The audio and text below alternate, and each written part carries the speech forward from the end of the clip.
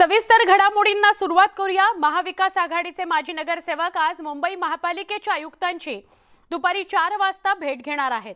महापालिकेच्या कामांबाबत आणि आमदार निधी आणि खासदार निधी तसंच नगरसेवक निधीबाबत ही भेट असणार आहे। महापालिकेच्या विभागातील कामांबाबत पालकमंत्र्यांशी संपर्क करावा असं परिपत्रक आयुक्तांनी काढलं होतं, त्याचा निषेध करण्याकरता ही भेट होणार आहे। मवियाचे माजी नगरसेवक चहल यांची भेट घेणार आहेत। आमचे प्रतिनिधी विशाल पाटील यांना अधिक विचारूया। विशाल, या भेटी संदर्भात काय अपडेट? सुवर्ण, महापालिकेचे आयुक्त इक्बाल सिंग चहल यांची आज भेट महाविकास आघाडीचे माजी नगरसेवक घेणार आहेत आणि प्रमुख मुद्दा याच्यामध्ये आहे की महापालिकेकडे एक परिपत्रक काढण्यात आलेलं आहे जो आमदार निधी, खासदार निधी आणि नगरसेवक निधी असतो।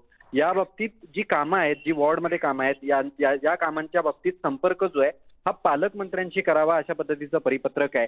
त्यामुळे नेमका लोकांनी कशा पद्धतीने संपर्क करावा आणि पालकमंत्री या गोष्टीसाठी वेळ देणार आहेत का, असे अनेक प्रश्न जे आहेत हे या माजी नगरसेवकांकडनं आयुक्तांना विचारण्यात येणार आहेत। एक प्रकारे निषेध करण्यासाठी म्हणूनच हे सर्व महाविकास आघाडीचे माजी नगरसेवक आज आयुक्तांची भेट घेणार आहेत। 4 वाजता महापालिकेच्या मुख्य कार्यालयातून ही भेट घेणार आहेत। त्यामुळे या ठिकाणी एक वाद जो आहे हा पुन्हा एकदा निर्माण होऊ शकतो किंवा आयुक्तांमध्ये आणि माजी नगरसेवकांमध्ये वाद किंवा बाचाबाची जी आहे ही होण्याची दाट शक्यता आहे। त्यामुळे एक प्रकारे ह्या परिपत्रकाचा निषेध करण्यासाठी आणि काही प्रश्न विचारण्यासाठी म्हणून आयुक्तांची भेट जी आहे ते महाविकास आघाडीचे नगरसेवक घेणार आहेत।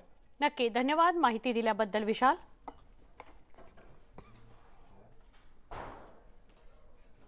आजपासून राज्याचं अर्थसंकल्पीय अधिवेशन सुरू झालंय। शिंदे फडणवीस सरकार आल्यावर हे पहिलंच अर्थसंकल्पीय अधिवेशन आहे।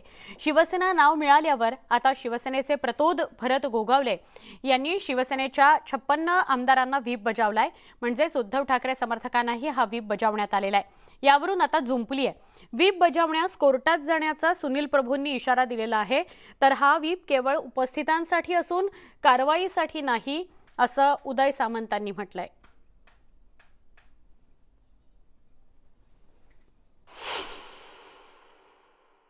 आम्हाला अजूनही कोणालाही व्हीप प्राप्त झालेला नाहीये आणि सुप्रीम कोर्टासमोर त्यांच्या वकिलाने आम्ही व्हीप बजावणार नाही असं सांगितलं असताना देखील जर त्याने व्हीप बजावला तर पुन्हा आम्ही सुप्रीम कोर्टासमोर जाऊ। मुख्यमंत्रीपद गेलं, 40 आमदार गेले, 13 खासदार गेले, आमच्यावर खोट्या नाट्या केसेस झाल्या, माझं घर जाळण्याचा प्रयत्न झाला, आमची संरक्षणं काढली, अशा गोष्टीला आम्ही घाबरलो नाही।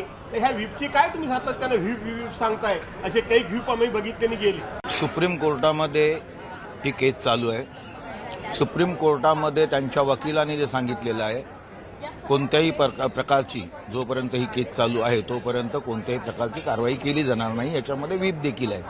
आणि प्रामुख्याने सुप्रीम कोर्टाला त्यांच्या वकिलाने निवेदन केल्यानंतर अशा प्रकारे व्हीप लावणं हे त्यांच्या गोष्टी आहेत, त्यांना करून दे। आम्हाला